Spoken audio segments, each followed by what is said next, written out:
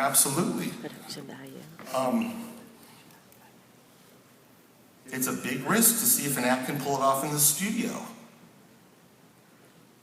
You know, a lot of singers will sing cover songs their whole life, and he or she may have an amazing voice, but they've sort of rehearsed that song and heard it already finished as a template by which to match, but then you get them in the studio with some brand new songs, and all of a sudden it's like, whoa, this is a lot more difficult than I thought.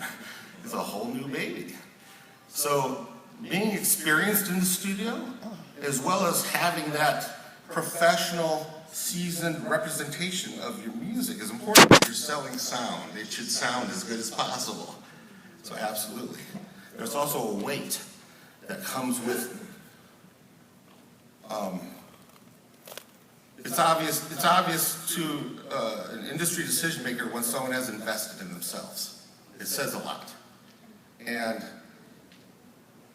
the whole point is you want every aspect of your presentation to say, I'm ready, I'm a professional, let's do this.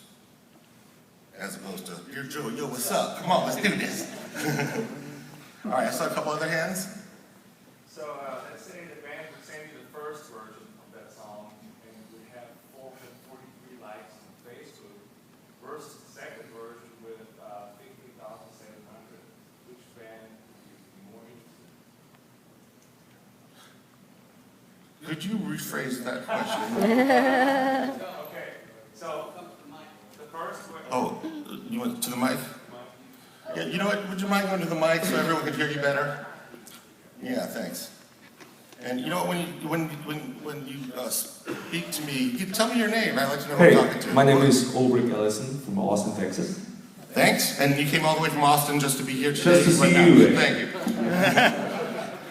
So my question was, if the band presented you the first version and had 443 likes on Facebook, versus the second version of the song with the band having 15,768 likes, which band would you be more interested in?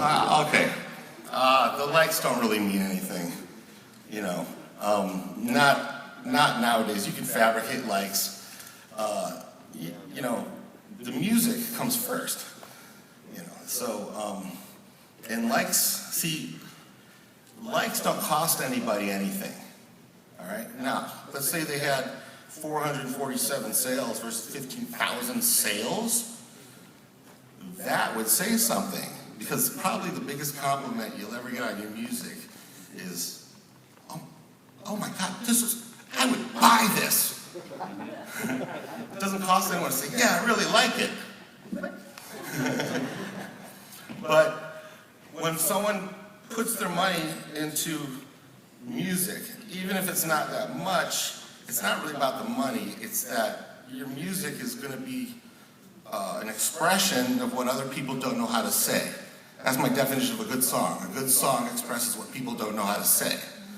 So when someone finds an artist that feels is relating to them and they can relate to and could put into words and song these emotions that maybe can't be articulated by themselves, you know, they're not plunking down 15 bucks for the CD. They're basically saying, I support you because you and I, we're brothers, we're sisters, we're connected through the music. Thank you. Sure. Sure. You restored my hope. I appreciate that. If you have a question, just go ahead and come. Just walk up to the mic. You don't have to wait for me to tell you to walk up to the mic. Just go for it. What's your name? Hi, Ernie. I'm from Seattle, Washington. Hey, Ernie. How's it going? So my question comes down to the concept of another man's trash being another man's treasure, and the aspect of having high-end executives actually judging your music. And the example I want to use is pretty much like Linkin Park, for example. They were a band that, when they were first trying to find support, they were being shopped around to a bunch of different labels that told them, don't do this, don't do that, this is trash, this isn't going to work, until they found someone that was like, this is marketable. So my question comes down to, sorry, I had to provide that. how do we as artists maintain that perspective of believing in what we think is really powerful when we do have people around us that tell us? So your question is, how do you know you're ready when you don't have the objectivity to know you're ready? Something like that? Kind of. It's just more of like when you do know you're ready, but you do have professional executives telling you that it's not going to work. At what point do you make those Okay, changes? let me ask you, how did you know you were ready? I know that's kind of a general question, but it's worth asking if all the pros are saying you're not ready, and you're saying, no, I promise you I am. Chances are you're not. Otherwise, they would jump all over that. Because ready is rare. They're looking for you. They're waiting for you. They're going through song after song after song, and they're getting on Spotify, and they're living their lives looking for those rare few acts that are undeniably ready, good, authentic. And as much as you've heard that, oh, the labels are all about money, they're not. At the top echelons, they are passionate because it's a hard business to be in, and without that passion, why would you do it otherwise? You know what I'm saying?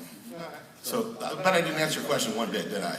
Okay, so let's do that. Maybe I should go for politics. I mean, that's the main reason why I provided the example of Linkin Park. That was a band that really, stylistically, wasn't what executives were looking for. But at the same time, as we all know now, they had a product that very much caught on, and now they're an international success. So it's like, that's the question. I'm like trying to really balance the perspective of like changing you, like staying true to your original image. Okay, I got it. I got a great answer for you. Okay? At one of my workshops, I had an artist, and when we do these workshops, everyone kind of tells a little bit of background about themselves. And she said, you know, I've been really struggling, and I don't know how to get like to the next level because everyone in my family and friends are saying like, you got to do radio pop to maximize your chances of success. You've got to be pop, you've got to be pop, you've got to be radio. She goes, but in my heart, I'm country, you know? And so I've been trying to do these pop records and get things going, and it hasn't clicked, you know? So what should I do? And she'd been apparently like struggling with this for a long time. So I said, well, let me ask you a question. If you could just push a magic button and you were going to be equally successful in one or the other, which would you do? And she'd go, oh, country, absolutely, without a doubt. I said, well, then that's what you should do. And she's like, it was like a wall was like crumbling down. And I explained to her, because when you do your authentically true music to you, that is what resonates with people. That's what inspires people. And ultimately, and ironically, will more likely lead to your success than doing what is logically the path to go because it's a popular style. So I say do your music, do it as best as you can, and if the executives don't get it, then maybe it's time to start your own label, you know? You bet.